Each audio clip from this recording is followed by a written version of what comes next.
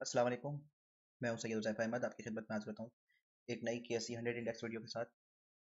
आज की इस वीडियो में हम लोग केएसई 100 इंडेक्स को एनालाइज करेंगे। सबसे पहले हम देखते हैं कि मार्केट कहां पे क्लोज हुई है। अगर 9 फेब की बात करें तो मार्केट में प्री ओपन में ही ब्लड बाथ आ गया था और तकरीबन मार्केट 2300 पॉइंट नीचे गई थी। मार्केट का जो लो लगा था वो 61,781 था और इसका जो हाई था 63,305 था और जो मार्केट क्लोज हुई है वो 62,943 पे, जो कि तकरीबन माइनस 1200 पॉइंट्स है। टेक्निकली अगर मार्केट को देखें, पहले तो ये देखते हैं कि मार्केट में ऐसी खतरनाक किस्म की जो ओपनिंग हुई थी वो क्यों हुई थी। मार्केट बाज़ाहिर तो लग रहा था कि इलेक्शन के बाद थोड़ा सा ऊपर जाएगी, लेकिन हमने देखा जो जो सेलिंग हुई, जो सेलिंग प्रेशर आया वो म्यूचुअल फंड की तरफ से आया। म्यूचुअल फंड ने पैनिक सेलिंग करी। आप पैनिक सेलिंग कहें या कुछ भी कहें, उस पैनिक सेलिंग ही होता है जब ये कोई प्लेयर जब सेल करता है और मार्केट पूरी मार्केट गिरा देता है, तो वो पैनिक सेलिंग कहलाता है या एग्रेसिव सेलिंग कहलाता है। तो एग्रेसिव सेलिंग म्यूचुअल फंड की तरफ से हुई और उसकी वजह से मार्केट नीचे आई। लेकिन फिर हमने देखा कि मार्केट में एक क्विक रिकवरी आई और उसकी वजह क्या थी? उसकी वजह यही थी, आप देखें कि मार्केट डेली चार्ट पे अपने अप ट्रेंड में है। यहाँ पे ये नीचे आया था और इसने EMA 20 ब्रेक किया और 50 से सपोर्ट लिया। अगेन ये इसने सेकंड टाइम ये EMA 50 के पास आया था, इसने सपोर्ट लिया। थर्ड टाइम उसे थोड़ा सा नीचे चला गया, लेकिन समझ लें एक तरह से ये सस्टेन हो गया। इसकी वजह ये है कि यहाँ पे एग्रेसिव बाइंग प्रेशर आ गया था, तो यहाँ से इसको उठा के ऊपर ले गया। और अब जो इसकी रेजिस्टेंस, इमीडिएट रेजिस्टेंस बन गई है, वो एक तो ये वाली रेजिस्टेंस है सामने, ये जो आपको नज़र आ रही है, इसको मैं हाईलाइट कर देता हूँ। और एक इसकी जो EMA 20 की जो सपोर्ट थी पहले, वो अब इसकी रेजिस्टेंस बन गई है। तकरीबन 62,900 या 62,800 के पास एक इसकी रेजिस्टेंस है। ये मैंने एक जोन बना दिया, तो मार्केट अभी यहीं पे कहीं खड़ी हुई है। मार्केट की जो नेक्स्ट रेजिस्टेंस है होगी वो इसकी जो EMA 20 है वहाँ पर होगी, जो कि 63,400 के करीब करीब है। अच्छा, अगर मैं बोलूँ, ये तो मैंने आपको सारी रेजिस्टेंस बता दी। सपोर्ट क्या है? ऑब्वियसली सपोर्ट एक यहाँ पे EMA 50 की, अगेन मैं ही कह रहा हूँ, तकरीबन 62,100 के पास होगी। और अगर इसको ब्रेक करता है तो मार्केट यहाँ पे सपोर्ट लेगी। ये वाला जो जोन है तकरीबन 60,600 के पास, तो यहाँ पे ये सपोर्ट ले सकती है।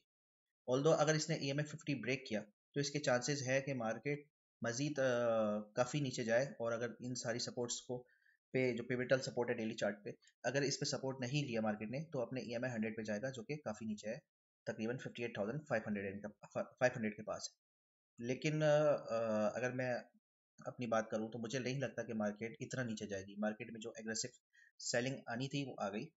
और आपको पता है कि इलेक्शंस हमारे हो गए हैं। जिस हिसाब से इलेक्शन हुआ है वो हम सबको पता है किस हिसाब से इलेक्शन हुए। मार्केट एक्सपेक्ट कर रही थी कि PMLN एक वाज़ेह अक्सरियत के साथ जीतेगी। एक्सपेक्ट यही कर रही थी, ऐसा नहीं हुआ। रात भर रिजल्ट कुछ थे और उससे पैनिक सेलिंग आ गई।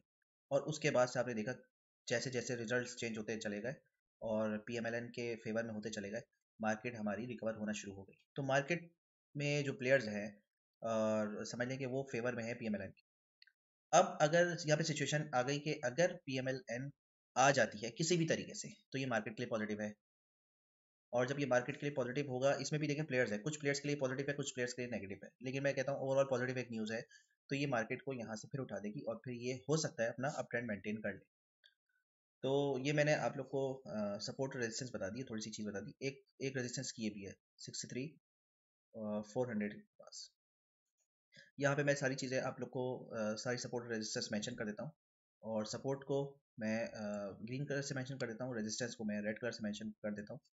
64,300 ये एक हमारी रेजिस्टेंस आ रही है। दूसरी रेजिस्टेंस हमारी में 20 की आ रही है 63,200। और उसके बाद एक जो जोन आ रहा है रेजिस्टेंस का, वो हम 63,000 बना देते हैं। 63,000 के करीब रेजिस्टेंस है। 62,800 से लेकर 63,000 के करीब ये पूरा एक जोन है रेजिस्टेंस का। इसको मैं ये लाइन को इग्नोर कर देता हूँ, वरना बहुत गिच पिच जाए। और ये जो सपोर्ट आ रही है, सपोर्ट मान लिया डे चार्ट के हिसाब से, वो हमारी आ रही है 62,100 के पास। और इसके बाद जो हमारी सपोर्ट आ रही है वो यहाँ पे आ रही है 60,600 के पास।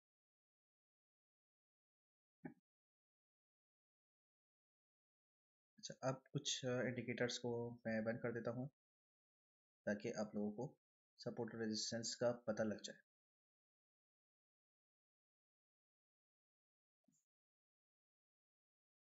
तो ये आपने देख लिया कि हमारी जो रेजिस्टेंस है दूर दूर है और रेजिस्टेंस हमारी बहुत करीब करीब है। इसका मतलब ये है कि इसको अभी भी स्ट्रगल करती हुई नज़र आएगी मार्केट। और अगर ये नून लीग की हुकूमत हमें एक कंफर्मेशन आ जाए कि नून लीग की हुकूमत बन रही है, तो मार्केट यहाँ से रिकवर कर जाएगी। मार्केट अभी भी अपने अप ट्रेंड में है और लॉन्ग टर्म मार्केट मुझे अभी भी अगर मैं ओवरऑल इंडेक्स की बात नहीं करूँ तो कुछ सेक्टर्स ऐसे हैं जो अभी भी ऊपर जाते हुए नजर आ रहे हैं, तो उन सेक्टर में काम करें जिसमें से मैंने जो ग्रुप पे बताया था, आईटी सेक्टर है, केमिकल सेक्टर है, फार्मा सेक्टर एट्सेट्रा है उस पर। और अगर बाकी इंडिकेटर्स की बात करें हम, तो बाकी इंडिकेटर्स मिक्स इंडिकेशन दे रहे हैं। सेकंड ऑसिलेटर बाइंग कॉल दे रहा है और ये भी डीएमआई भी इसका ठीक है, कोई नेगेटिव नहीं है। और एमएससीडी भी पॉजिटिव होता है जैसे ही फिर नेगेटिव हो जाता है, क्योंकि ये जो रेंज बाउंड एक्टिविटी चल रही है।